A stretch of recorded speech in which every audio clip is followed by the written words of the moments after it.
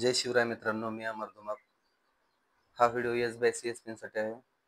चला तर मित्रांनो, आज आपण पाहणार आहोत की या SBI मध्ये एक नवीन अपडेट आलेले आहे. ती म्हणजे आपण दररोजचे कमिशन आपल्याला किती मिळाले हे आपण दररोज पोर्टलवर पाहू शकतो.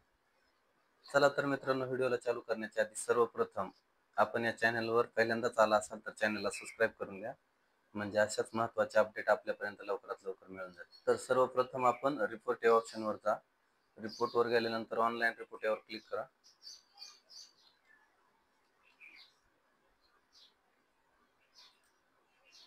ऑनलाईन रिपोर्ट ओपन झाल्याच्या नंतर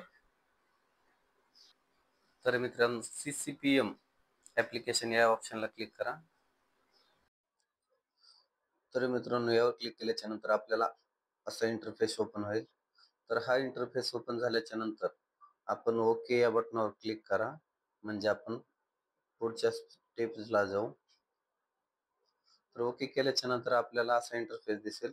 यामध्ये पहिला ऑप्शन आहे कमिशन डिटेल.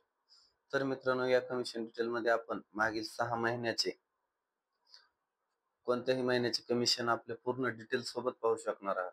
तर आपल्याला ज्या महिन्याचे कमिशन पाहायचे आहे त्या मंथ सिलेक्ट करून घ्या.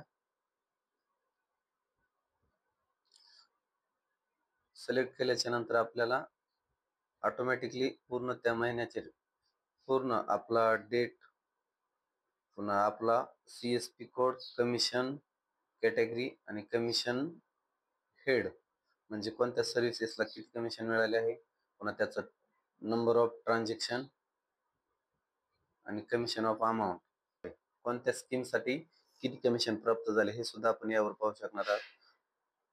आणि दुसरा आहे कमिशन ॲक्रूड. तर मित्रांनो, यामध्ये आपण डेली बेसिस कमिशन पाहू शकणार आहात. यामध्ये फक्त पाठीमागील 2 ते 3 दिवसाचे कमिशन दिसणार आहे. तर आपल्याला ते ज्या दिवशी आपले ट्रान्झॅक्शन झालेले नाही त्या दिवशीच दिसणार नाही. तर मित्रांनो, माझे 1 मार्च 2025 चे एक ट्रान्झॅक्शन आहे आणि 2 तारखेला बंद असल्यामुळे 3 तारखेचे एक कमिशन आहे. तर मित्रांनो, अशा पद्धतीने आपण त्या डेटमध्ये किती कमिशन मिळाले हे सुद्धा आपण पाहू शकणार आहात.